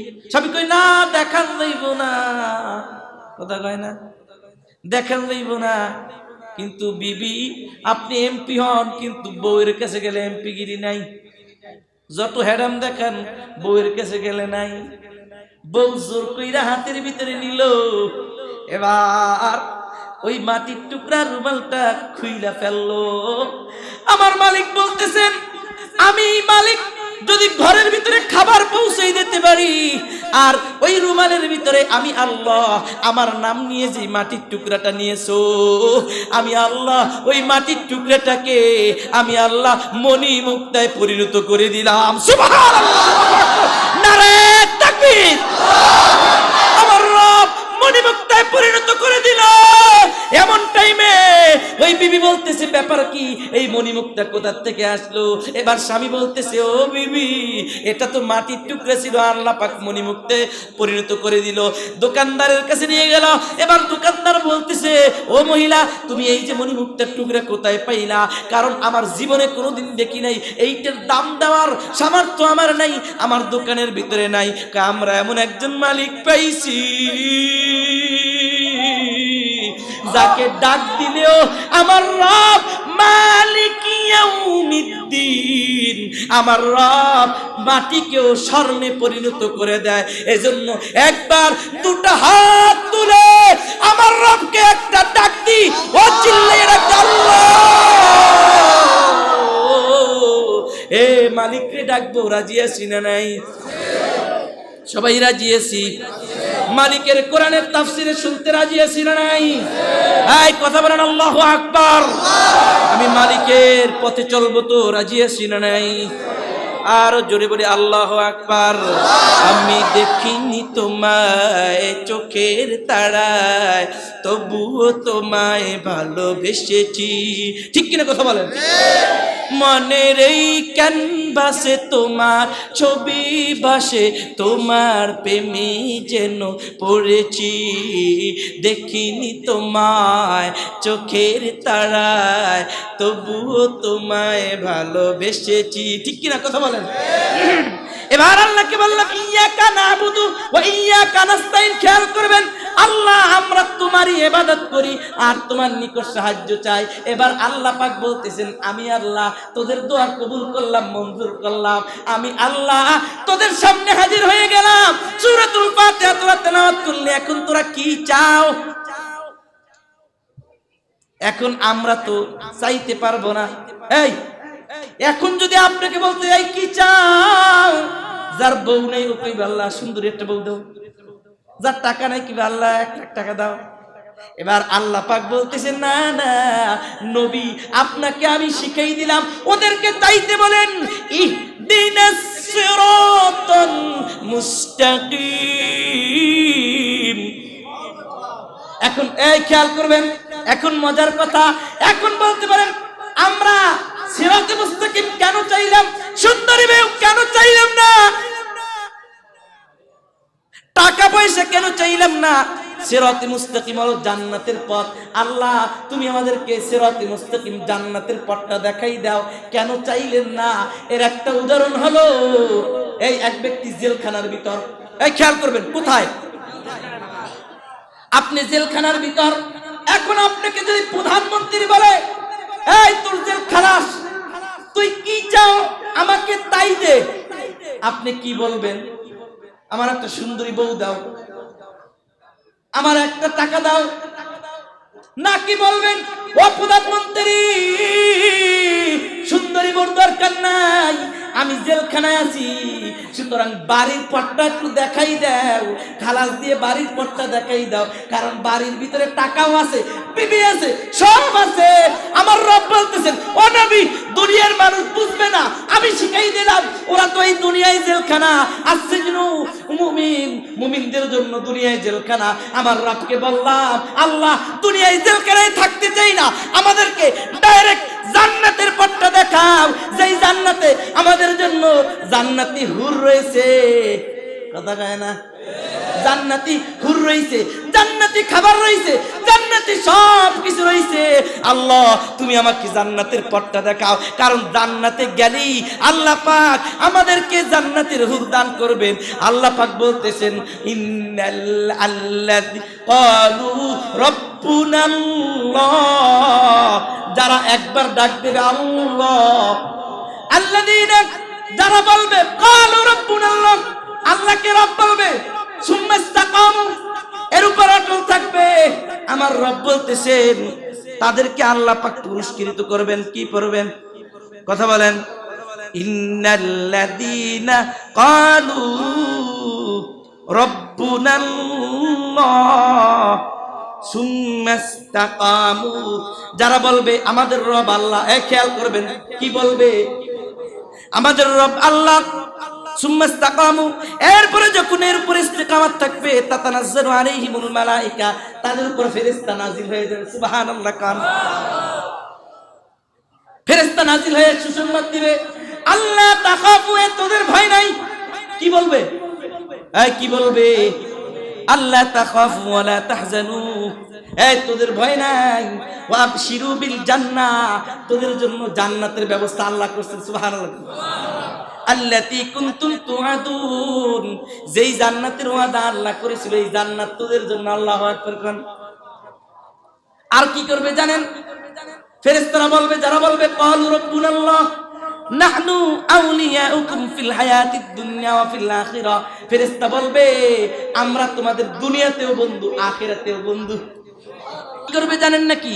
ওয়ালাকুম ফিহা মা তাশতাহি আনফুসুকুম ওয়ালাকুম ফিহা মা তাদউন। আল্লাহ কবে ওই সময় তুই যা দাবি করবি তাই পাবি, যা চাবি তাই পাবি। এখন যারা গাঁজা খায় এরা চিন্তা করলো হুজুর জান্নাতে কি গাঁজা দিবনি, হুজুর জান্নাতে কি ঘুষ দিবনি, হুজুর জান্নাতে কি মদ খাওয়াবেনি, হুজুর জান্নাতে কি সুন্দরী নারী দিব নাকি? জান্নাতি ব্যক্তিরা তোরা শুনে রাখ, তোরা শুনে রাখ, আল্লাহ পাক কিয়ামতের ময়দানে তোদেরকে যখন জান্নাত দিব, কোন রব্বুনাল্লাহ যারা বলবে, আল্লাহ পাক বলবেন এখন তোদেরকে জান্নাত দিলাম, আর জান্নাতের ভিতরে তুমি হবা নায়ক নায়ক নায়ক। ও মুসলমান, নায়ক মাইনি তুমি হবা ওই জায়গার নেতা হবা, তোমাকে আল্লাহ পাক নায়ক বানাবেন। এখন তুমি বাসায় চেয়ারে বসে থাকবা, নায়িকা কি হবে? এবার ও মুসলমান, এই ইউটিউব দেখা লাগবে না, তোমাকে ফেসবুক দেখা লাগবে না, মোবাইল দেখা লাগবে না।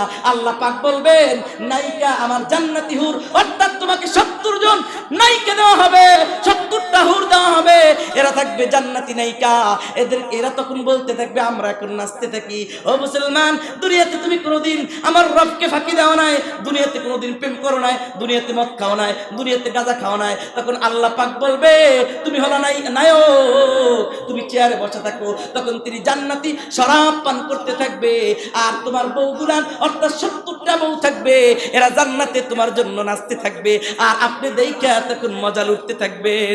তাকবীর মে কলমা মে নামাজু মে আদা মে আয়ে নাম ইলাহি সে মিলা নাম মুহাম্মদ ইয়া রব মেরে আঁখোं में सुमा जाए मदीना मुद्दत से मेरा दिल में तमन्ना ये मदीना। আল্লাহু আকবার বলি। জান্নাতে তুমি হবা নায়ক, তুমি হবা নায়ক, তুমি হবা কি? আর জান্নাতি হুর হবে নায়িকা। ওই দিন তারা নেচে নেচে তোমাকে গান শুনবে, গান শুনবে, নাহনু নাহনু বলে তোমাদেরকে গান শুনাবে, আর বলবে ও নায়ক তোদের জন্য আমি অপেক্ষায় ছিলাম জান্নাতের ভিতরে। এই জান্নাতি ব্যক্তিদের জন্য এক চান্সে 70টা হুর থাকবে। কয়টা? কথা কয় না। রাগ করতেছেন? রাগ করতেছেন নাকি? হুজুরে আসা পর্যন্ত থাকতো না একটু? একটা দিন চাইছি, খারাপ লাগতেছে তো কথা কয় নাকি? আলহামদুলিল্লাহ কোন মিয়া জান্নাতি হুর এত চমৎকার। এখন বলতেছেন জান্নাতে আমাদেরকে কি দিবে? আমার রব বলতেছেন জান্নাতের ভিতরে তোমাকে এমন জান্নাতি খাবার দিবে, বলবা আল্লাহ দুনিয়াতে আমি তো কত কিছু খাইলাম, আল্লাহ একটা কোন আইসক্রিম খামু। আল্লাহ বলবে দুনিয়াতে কোন আইসক্রিম খেয়েছিলা, আজকে যাও যাও এই পৃথিবীর সমান একটা কোন আইসক্রিম দিলাম। তখন তুমি জান্নাতের ওই কোন আইসক্রিম খাইতে থাকবা, আর তোমার হুরদের নাচ দেখতে থাকবা। আর তখন আল্লাহ পাক কি বলবা, আল্লাহ জান্নাতের ভিতরে কি মদ নাই? আল্লাহ বলবে এই জান্নাতের ভিতরে আপেল কমলা জুস দিয়ে একটা রস বানাই দেওয়া হবে, যেই রসটা খাওয়ার সঙ্গে সঙ্গে তোমার তৃপ্তি মিটে যাবে। এরকম হাজার বছর চলে যাবে, আর তুমি তোমার বিবিদের সঙ্গে ওইখানে নাচানাচি করতে থাকবা। আল্লাহ বলতেছেন ওয়ালাকুম ফিহা মা তাশতাহি আনফুসুকুম ওয়ালাকুম ফিহা মা তাদউন, ওখানে তুমি যা চাবা আমি আল্লাহ তাই দান করব। এজন্য রে মুসলমান ভাই, ও মুসলমান, আমার রবকে চাইতে পাইতে চাই কি চাই না? কথা বলেন। জান্নাতে যেতে চাই কি চাই না? সবাই যেতে চাই। সবাই জান্নাতে যেতে চাই। তাহলে জান্নাতি খাবার যদি পাইতে চাই, তাহলে 1 নম্বর হবে ইন্নাল্লাযীনা ক্বালু রব্বুনাল্লাহ, ও মালিক তোমাকে আমরা রব মানছি, আর কাউকে মানি নাই। সুম্মাস্তাকামু, এর উপর অটল থাকবেন, অর্থাৎ কোনো গুনাহ করবেন না। মৃত্যুর আগ পর্যন্ত আজকে আর আমরা গুনাহ করব না, রাজি আছি না নাই? কেউ দাড়ি ছাড়বো না, রাজি আছি না নাই? কেউ চুরি করবো না, ডাকাতি করবো না, মদ খাবো না, গাঁজা খাবো না, ওয়াদা করা যায়? কথা বলেন, কথা বলেন না কেন? এই ইমানের কোনো পাওয়ার নাই, কোনো পাওয়ার নাই। আল্লাহর নবী সাহাবী হযরত বেলাল প্রতিদিন আযান দেয়, আল্লাহু আকবার আল্লাহু আকবার। হঠাৎ করে একদিন বেলাল হাইয়া আলাস সালার পরিবর্তে বলতেছেন হাইয়া আলাল জিহাদ, হাইয়া আলাল জিহাদ। এ বন্ধুরে, এখন দিনটা একটু নরম করে দাও, দেখো চোখে পানি আসে কিনা। একটু পরে এই মাহফিলটা থাকবে না, কেউ থাকবো না। আল্লাহর নবীর সাহাবী হযরত বেলাল হাইয়া আলাস সালার পরিবর্তে এবার হাইয়া আলাল জিহাদ বলে ডাকা আরম্ভ করেছে। হঠাৎ করে একজন মা মসজিদে নববীর আশেপাশে, তিনি ওই রাতের অন্ধকার, তিনি লাফ দিয়ে উঠে ওযু করে বসে বসে কাঁদা আরম্ভ করেছে। চোখের পানিগুলো ছেড়ে ছেড়ে কাঁদতেছে। এমন টাইমে 7 বছরের একটা ছেলে তিনি লাফ দিয়ে দাঁড়াই গেল, মাগো প্রতিদিন বেলাল আযান দেয় হাইয়া আলাস সালাহ, তুমি উঠে নামাজ পড়ো, কিন্তু আজকে কেন কাঁদো? বলে, আরে প্রতিদিন যখন বেলাল আযান দেয় হাইয়া আলাস সালাহ, তখন আমি উঠে নামাজ পড়া আরম্ভ করি, কিন্তু আজকে হাইয়া আলাল জিহাদ বলে তিনি আহ্বান করতেছে, তুমি জানোনি? অর্থাৎ তিনি আজকে জিহাদের জন্য নবী ডাক দিছেন। তো মাগো তুমি কেন কাঁদো? বলে, ও সন্তান, তুই জানো না 1 মাস বা 2 মাস পূর্বে এই বেলাল তিনি হাইয়া আলাল ফালার স্থানে হাইয়া আলাল জিহাদ বলে যখন ডাকা আরম্ভ করেছে, রাতের অন্ধকার আমার স্বামী অর্থাৎ তোর বাবা এই গভীর রজনীতে হাইয়া আলাল জিহাদ বলে যখন ডাকা আরম্ভ করেছে, তখন তিনি ওই রাতের অন্ধকারে তরবারিটা হাতে নিয়া আমাকে ঘুমের থেকে উঠাইয়া বলতেছেন, বিবি প্রতিদিন বেলাল হাইয়া আলাস সালাহ বলে আহ্বান করে, কিন্তু আজকে তো হাইয়া আলাল জিহাদ অর্থাৎ জিহাদের জন্য ডাকছে, নবী ডাকছে, আমার ঘুম থাকবো না, আমি আজকের থেকে চলে গেলাম যুদ্ধের ময়দানে। এই বলে তোর বাবা বের হইছে, আজ পর্যন্ত ফিরে আসে না, যুদ্ধের ময়দানে শহীদ হয়ে গেছে। কিন্তু মা তুমি কাঁদো কেন? বলে, আমি কাঁদি আজকে 2 মাস পর আবার নবীর অনুমতি ক্রমে বেলাল হাইয়া আলাল জিহাদ বলে ডাক দিছে, কিন্তু আমার স্বামী নাই। আমি নবীকে মহব্বত করি, কিন্তু আমার তো স্বামী আর দ্বিতীয় কেউ নেই যে যুদ্ধের ময়দানে পাঠাবো। আমার তো কোনো বড় সন্তান নাই যে যুদ্ধের ময়দানে পাঠাই দিব। আবার তো তুই একটা বাচ্চা সন্তান, 7 বছরের বাচ্চা। ছোট বাচ্চাটা উঠে চোখের পানি জড়াই আমাকে বলে, ও মা, 2 মাস পূর্বে হাইয়া আলাল জিহাদ ডাক দেওয়ার কারণে আমার বাবা যুদ্ধের ময়দানে গিয়েছে, আজকে তুমি কাঁদো, নবীর জন্য যাওয়ার জন্য তোমার কাছে কেউ নাই। আমি এই 7 বছরের বাচ্চা, আমাকে নিয়ে নবীর দরবারে নিয়ে চলো। এবার ওই ছোট মহিলা ছোট বাচ্চাটাকে নিয়ে নবীর দরবারে গেল। কাতার বন্দী হয়ে যখন ফজরের নামাজের পরে দাঁড়াই গেল, ওই মহিলা তার সন্তানকে নিয়ে কাতারের মাঝখানে ঢুকে গেল। সাহাবা একরাম বলল, ব্যাপার কি? যুদ্ধের ময়দানে কোনো মহিলারা যাবে না, যুদ্ধের ময়দানে যাবে পুরুষরা, কিন্তু তুমি মহিলা কেন? এমন টাইমে ওই মহিলা বলতেছে, যুদ্ধে তো পুরুষরা যাবে ঠিক, কিন্তু যুদ্ধে যাওয়ার জন্য আমি আসি নাই।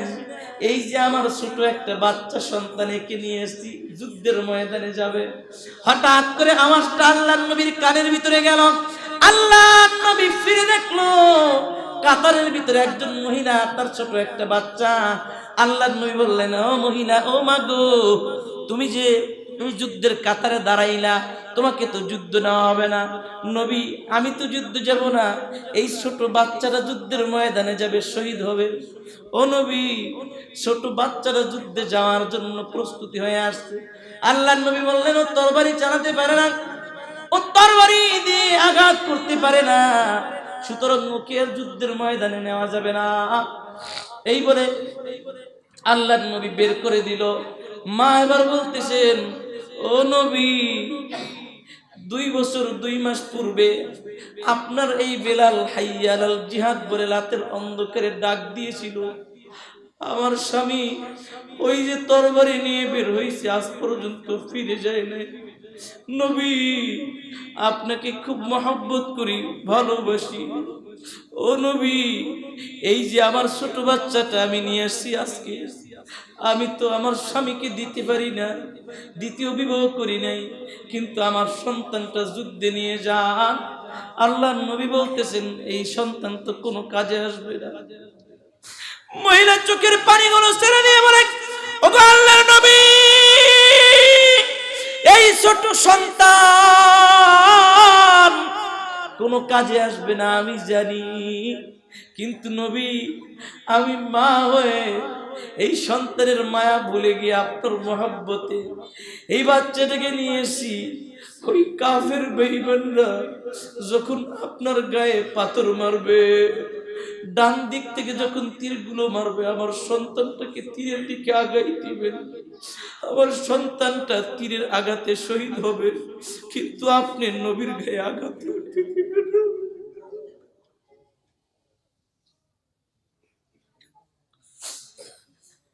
ডাক দিয়ে বলতেছেন, ওগো আল্লাহর নবী, আবার যখন সামনের থেকে কাফের বেঈমানরা তীর মারবে, আমার সন্তানটাকে আগাই দিবেন তীরের আঘাতে, আমার সন্তানটা দুনিয়া থেকে চলে যাবে। আবার যখন পিছের থেকে আঘাত করবে, তবে নবী আমার ছেলে মারা যাবে, আপনি যেন আঘাত না লাগে, না আপনার যেন কোনো ক্ষতি না হয়। নবী গো, আমি আপনাকে ভালোবাসি, সন্তান নিয়ে যান। আল্লাহর নবী বললেন, মাগো তুমি বলছো সব ঠিক আছে, কিন্তু এই সন্তান নেওয়া যাবে না, সন্তানকে নিয়ে বাড়ির দিকে রওনা করো, বাড়িতে চলে যাও। মুরব্বী বাবাজি, আমার মেয়েরা, দিলটা নরম করে দাও। ছোট সন্তান মা নিয়ে বাড়ির দিকে রওনা করলাম। হঠাৎ করে পথের ভিতরে ছোট বাচ্চা দাঁড়াই গেল। মাকে ডাক দিয়ে বলছে, মা গো,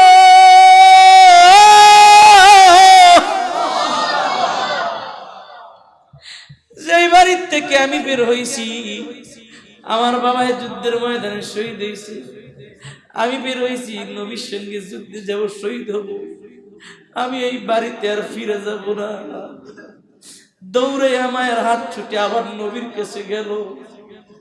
নবীকে গিয়ে বলতেছে, নবীজি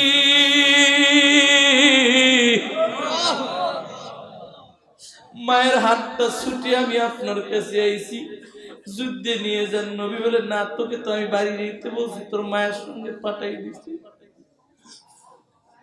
ছোট বাচ্চাটা এবার উত্তর দেয়, ও নবী, আপনি বলছেন আমি যুদ্ধের উপযুক্ত হইলে আপনি আমাকে যুদ্ধে নেবেন, কিন্তু আমি উপযুক্ত হওয়া পর্যন্ত বাঁচবো কিনা জানি না।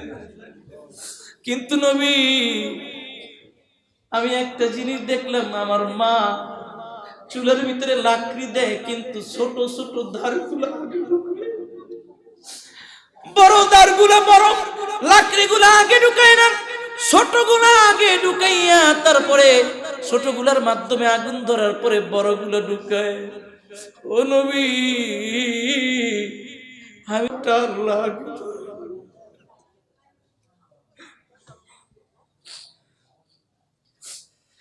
মুসলমান, আজকে তোর নবীর জন্য মায়া নাই। যেই নবী কিয়ামতের ময়দানে মাথার 1 বিঘা তুবরে সূর্য উঠবে, মাথার মগজগুলো টকবক করে ফুটবে, মানুষগুলো চিৎকার করতে থাকবে, ইয়াউমা ইয়াফিরুল মারউ মিন আখিহি, তোমার ভাই তোমাকে দেখে পলায়ন করবে, ওয়া উম্মিহি ওয়া আবিহি, তোমার বাবা তোমাকে দেখে পলায়ন করবে, ওয়া সাহিবাতিহি ওয়া বানিহি, তোমার সাথী তোমার বিবি তোমাকে দেখে পলায়ন করবে। ও বন্ধু, তুমি যেই সন্তানের মায়ায় পড়ে আজকে কত কিছু করলা, ওয়া উম্মিহি ওয়া আবিহি ওয়া সাহিবাতিহি ওয়া বানি, ওই সন্তান তোমাকে দেখে পলায়ন করবে। এ মুসলমান, মাথার মগজগুলো টকবক করে ফুটবে, মানুষগুলো চিৎকার করতে থাকবে, হঠাৎ করে একটা আওয়াজ আসবে। ওই সময় উম্মতি উম্মতি বলে একটা আওয়াজ আসবে। মানুষ বলবে, এত কঠিন ময়দানে কে আওয়াজ করে? তাকাই দেখবে আমার দয়াল নবী, মায়ার নবী এই কঠিন হাসরের মাঠে এই উম্মতের জন্য সেজদায় পড়ে আল্লাহকে বলবে, আল্লাহ আমার গুনাহগার উম্মতদেরকে আমার এই আঁচলে দিয়ে দাও, এদেরকে নিয়ে আমি জান্নাতে যাব। ও নবী, আমি ছোট, আমাকে দিয়ে যুদ্ধের ময়দানে আগুন ধরাবেন। আবু বকর, ওসমান, আলী এরা পরবর্তীতে যুদ্ধের ময়দানে যুদ্ধ করবে, আমাকে নিয়ে চলেন, যুদ্ধের ময়দানে যাব। আল্লাহর নবী বললেন, না, তুমি ছোট বাচ্চা যুদ্ধের ময়দানে নেওয়া যাবে না। এমন টাইমে আমার রব ফেরেশতাকে ডাক দিয়ে বলতেছেন, জিবরাইল তুই যা, চলে যা, নবীকে জানাই দে, নবীকে গিয়ে একটা জবাব দে। যদি নবী জবাব না লয়, তুই আমার পক্ষ থেকে জবাবটা জানাই দে। গিয়ে বলতেছেন, নবীজি ছোট বাচ্চাটা যুদ্ধের ময়দানে যাবে, যুদ্ধে যাওয়ার জন্য আপনাকে রিকোয়েস্ট করতেছে। আমার আল্লাহ এই বাচ্চাটাকে শহীদ হিসেবে জান্নাতে কবুল করছেন, বাচ্চাটাকে আপনি যুদ্ধে নিয়ে যান। আল্লাহ, ওই মালিকের জন্য আমরা কোরআন পড়তে রাজি আছি না নাই? কথা বলেন। ওই মালিকের কোরআন ধরতে রাজি আছি না নাই? কথা বলেন। এ আমাদের রবকে, আমাদের রবকে, কথা বলেন, আমাদের রবকে, এ আমাদের মালিককে, কথা বলেন। আমরা মানবো কাকে? দুনিয়ার কোন মানুষের গোলামি করব না, আমার রবের গোলামি করব।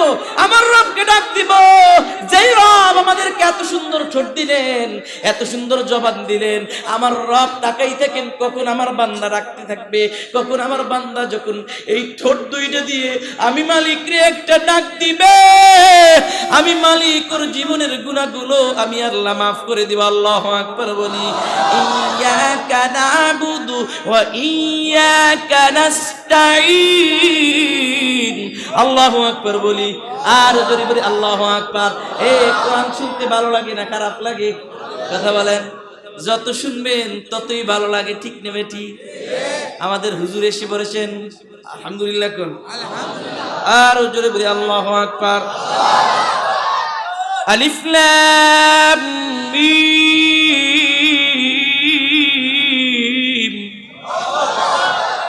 যালিকাল কিতাব।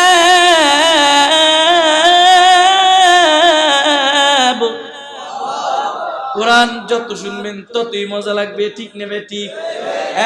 এই যে প্রত্যেকদিন নামাজে সূরাতুল ফাতিহা তেলাওয়াত করা হয়, আজ পর্যন্ত কোনো মানুষ বলে নাই হুজুর সূরাত ফাতিহা বাদ।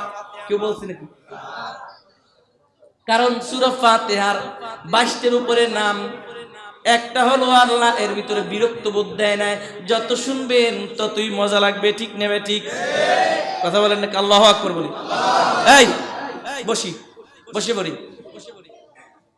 অনেকে বিভিন্ন সময় নাচ গজল আজান শোনার চায়, তা সামান্য একটু পরিমাণ দেয়। আল্লাহু আকবার, আল্লাহু আকবার। বেশি দিলে আবার সমস্যা, এই জন্য হালকা একটু দিয়ে দিই। আবার মক্কা মদিনায় কত সুন্দর আজান দেয়, আল্লাহু আকবার, আল্লাহু আকবার। ভালো লাগে না? কথা বলেন না কেন? কথা কয় না, কথা কয় না। রাগ করতেছেন নাকি? কথা কয় না, পুরো রাগ করে বই রয়েছে। আরে প্রশংসা কার চলবে? হাত দিয়েছেন কে? পাও দিয়েছেন কে? আলহামদুলিল্লাহি রাব্বিল আলামিন। আলহামদুলিল্লাহ, প্রশংসা আল্লাহর জন্য। কারণ কি? এই দেখেন আল্লাহ পাক কত সুন্দর আটুর ভিতরে একটা জোড়া দিয়েছেন। এক ব্যক্তি গিয়ে ট্রেনে উঠছে, কোথায় উঠছে? ট্রেনে উঠতে এখন কয় আল্লাহ কি কামরা করলো, কারণ ট্রেনে গিয়ে সিট পায় না। সিট লম্বা লম্বা টান কইরে বইছে। এখন একজন এই পাও গুসা, আর একজনের ঠেলা দেয়, এই বেটা তুই কি বাস স্টপ সাহেব হয়ে আইছিস নাকি? পাও গুসা ভালো করে বল। আল্লাহ কি করলো? আল্লাহ যদি এই আডুর ভিতরে নাট বল্টু দিত, খুললা রাখিয়া ব্যাগের ভিতরে পরে ঘুমাইতাম, কেউ ওর খুশাইতো না। ওই ব্যক্তি চিন্তা করতে করতে ঘুমাই গেল। কিছুক্ষণ পর ঘুম থেকে জাগিয়ে দেখে ওর ব্যাগ নাই, চোরে লইয়ে দৌড়। আল্লাহ তুমি কত বুদ্ধিমান, আমার কথা মতো যদি আডুর ভিতরে নাট বল্টু দিতা, তাহলে আডুর ভিতরে নাট বল্টু খুললে যে ব্যাগে রাখছিলাম, চোরে লইয়ে দৌড় দিছে, আমার পা হাত পা লইয়ে দৌড় দিত, আর জীবনে খুঁজে পাইতাম না। এই ট্রেন স্টেশনে সারাদিন বই থাকতাম। ওই ব্যক্তি বট গাছের নিচে ঘুমানো, আল্লাহর প্রশংসা কেন করবেন না? বট গাছের নিচে ঘুমাই আর কয় আল্লাহ কেমন মানুষ, নাউজুবিল্লাহ। আল্লাহ দৌড়ে কদু গাছের গোড়ায় গেছে, দেখ কদু গাছে বিশাল বড় বড় ফল, কিন্তু গাছ ছোট। আবার বট গাছ বিশাল বড়, ফল ছোট। আল্লাহ কাম করলো, এই বট গাছ যেই সমান ফল ওই সমান দিত, বলতে বলতে ঘুমাই গেছে। কিছুক্ষণ পর একটা বটের ফল নাকের উপর পড়ছে, ঘুম ভেঙে গেছে। আল্লাহ কি বুদ্ধিমান, আমার কথা মতো যদি ওই বট গাছে কদুর মতো ফল দিত, যেই কায়দায় নাকে পড়ছিল বট গাছের ফল, কদু যদি পড়তো ডাইরেক্ট মরে দিত। কথা বলে না, ওই রাগ করছেন নাকি? প্রশংসা কার হবে? কথা বলেন না কেন? এজন্য প্রশংসা হবে আল্লাহর। আল্লাহর প্রশংসা করতে রাজি আছি না নাই? কথা বলেন আলহামদুলিল্লাহি রাব্বিল আলামিন। আল্লাহ বলেন প্রশংসা হবে আমি আল্লাহ। দুনিয়ার সব প্রশংসা, এ তুমি সুন্দর, তুমি ভালো, অমুকের প্রশংসা, অমুকের ভালো। আল্লাহ বলেন সব কিছু তৈরি করলাম আমি আল্লাহ, আমার প্রশংসা হবে আমি মালিক। কারণ মালিক বলা হয় যিনি উপর নিচ সব জায়গায় একই রকম দৃষ্টি রাখেন। ও মুসলমান, আজকে আমরা বাড়ির মালিক মনে করি, কিন্তু বাড়ির ভিতরে কি হয় তা জানি না, উপরে কি হয় তা জানি না। আমার রব বলতেছেন সাময়িক স্থানের জন্য তোকে দিয়েছি, কিন্তু প্রকৃত মালিক আমি। আমাকে মালিক হিসেবে মান, আমি মালিক হিসেবে মান, আমাকে ভয় কর। কারণ মৃত্যু তোদের একদিন বরণ করা লাগবে, আর মৃত্যুর সময় যদি আমি আল্লাহকে ভুলে যাও তাহলে চিরতরে জাহান্নাম। ঠিক নেবে ঠিক? এজন্য আমরা আমার রবকে মানতে রাজি আছি না নাই? কথা বলেন, নাকি ইখতিলাফ করব? কথা কয় না? কিছুদিন পূর্বে এক ব্যক্তি, এই যে টুপি টুপি টুপি নিয়ে দেখেন ইখতিলাফ করেছে। ওই টুপি নিয়ে বলতে 5 কুল্লি টুপি নিয়ে এর হাতে নিছে, হাতে নিয়া কয় এই মুরব্বিরে ধর, 5 কুল্লি টুপি নে ছেড়। নাউজুবিল্লাহ, টুপির সঙ্গে সুন্নতের সঙ্গে বেয়াদবি করেছে। এ বলে কি 5 কুল্লি টুপি নাকি পাক পাঞ্জাতন। এই তুমি অধিকার এলাকা ইসলামের ভিত্তি কয়টা? 5টা না? এই জন্য তো হইতে পারে 5 কুল্লি। নামাজ কয়েক তো, এই জন্য হতে পারে 5 কুল্লি। এই ব্যক্তি এই মাথার থেকে টুপি নিয়ে টুপির ব্যাপারে সর্বনাশ টুপি। এখন কওমি জামাতি সারা দুনিয়ায় কিন্তু 5 কুল্লি পড়তেছে না। টুপিতে কোনো ভেদাভেদ নাই, টুপি নিয়ে কোনো ইখতিলাফ নাই। টুপি যেটা মাথায় দেন ওইটি সুন্নাত আদায় হয়ে যাবে।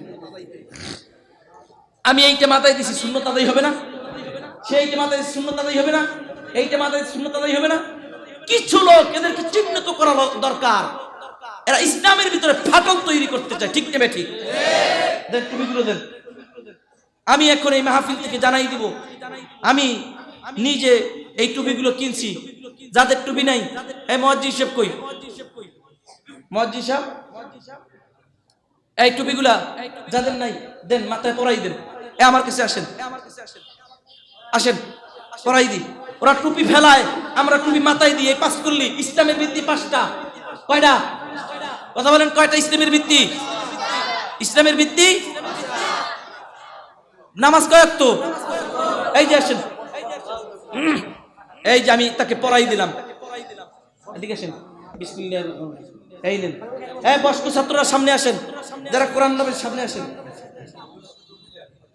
এই নেন 5 কুল্লি টুপি নেন। হ্যাঁ, বের করে দেন। এই বড়রা নেন, বাচ্চারা না নেন 5 কুল্লি টুপি। এই বসো বসো বসো। ঢাকা মাহফিল, সুস্থ সমাজ গড়ার বিপ্লবী চেতনায়।